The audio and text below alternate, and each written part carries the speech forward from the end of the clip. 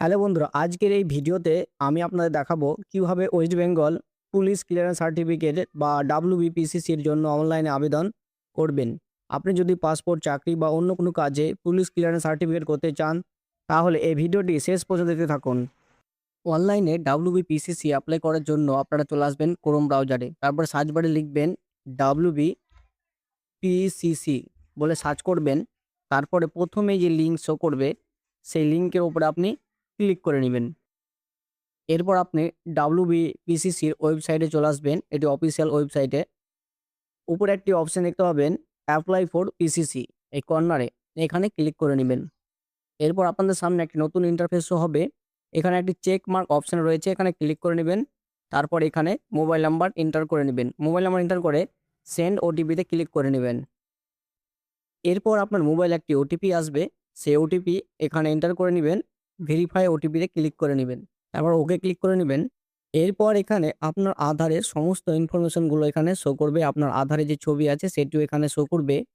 এরপর এখানে email ID এটি আপনাকে অবশ্যই দিতে হবে। তারপরে স্ক্রল ডাউন করে সরাসরি নিচের দিকে চলে আসবেন। এখানে একটি অপশন রয়েছে এই ঠিকানায় থাকার সময়কাল, অর্থাৎ আপনি যে ঠিকানা থেকে আবেদন করছেন সেই অ্যাড্রেসে আপনি কতদিন ধরে বসবাস করছেন সেটি এখানে আপনাকে সিলেক্ট করে নিতে হবে। প্রথমে এখানে মাস সিলেক্ট করে নেবেন। তারপর এখানে ইয়ারটি সিলেক্ট করে নেবেন। এখানে মিনিমাম ৫ বছর শো করবে। আপনাকে লাস্টের যে ইয়ারটি রয়েছে ২০২১, সেটি এখানে সিলেক্ট করে নেবেন। তারপর এখানে একটা অপশন রয়েছে প্রেজেন্ট অ্যাড্রেস সেম অ্যাজ, এইখানে ক্লিক করে নেবেন। সেম অ্যাজে ক্লিক করার পর নিচে আপনার অ্যাড্রেসটি এখানে সিলেক্ট করে নিতে হবে। এখানে ওয়েস্ট বেঙ্গল সিলেক্ট হয়ে থাকবে। তারপর ডিস্ট্রিক্ট, আপনার যেটি ডিস্ট্রিক্ট সেটি এখানে চুজ করে নেবেন লিস্ট থেকে। তারপর আপনার এখানে পুলিশ স্টেশন সিলেক্ট করে নেবেন। এরপর এখানে আপনার পোস্ট অফিস লিখে নেবেন। তারপর এখানে পিন নম্বরটি এখানে লিখে নেবেন। এরপর এখানে ওয়ার্ড বা জিপি যেটি হবে আপনার সেটি এখানে লিখে নেবেন। এরপর হাউস নাম্বার বা নিয়ারেস্ট ল্যান্ডমার্ক এটি কিন্তু অপশনাল, আপনি চাইলে দিতে পারেন অথবা নাও দিতে পারেন।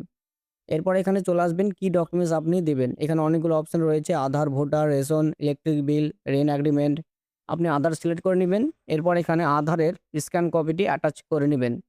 এরপর চলে আসবেন select the purpose for PCC, অর্থাৎ কোন পারপাসের জন্য আপনি কিসের জন্য পিসিসি নিচ্ছেন, পাসপোর্টের জন্য, ভিসার জন্য অথবা কোনো চাকরি বা এডুকেশনের জন্য। আপনি যেটা হবে সেটি এখানে সিলেক্ট করে নেবেন। আমি আদার সিলেক্ট করে নিচ্ছি।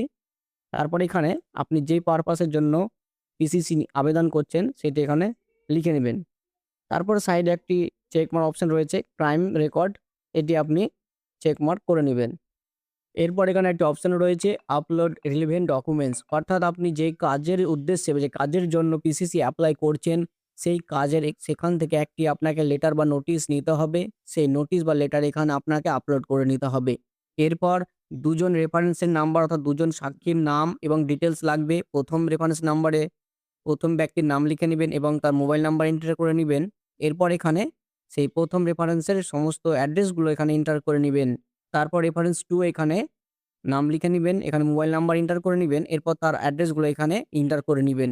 এরপর নিচে একটি অপশন রয়েছে, এখানে যদি আপনি অলরেডি পিসিসি অ্যাপ্লাই করে থাকেন তাহলে সেই পিসিসির যে 25 ডিজিটের পিসিসি ইউডিআইএন নাম্বার রয়েছে সেটি এখানে এন্টার করে নিবেন। আর যদি না থাকে আপনি নাও দিতে পারেন, এটি কিন্তু অপশনাল। এরপর সেভ অ্যান্ড প্রসেস অপশনে ক্লিক করে নিবেন। এরপর আপনার সামনে একটা ইন্টারফেস শো হবে, এখানে আপনার অ্যাপ্লিকেশন নাম্বারটি শো হবে, এটি কপি করে নেবেন।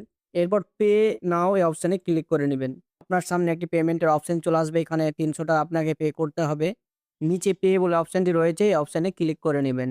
এরপর make payment using SBI payment gateway এই অপশনে ক্লিক করে নেবেন।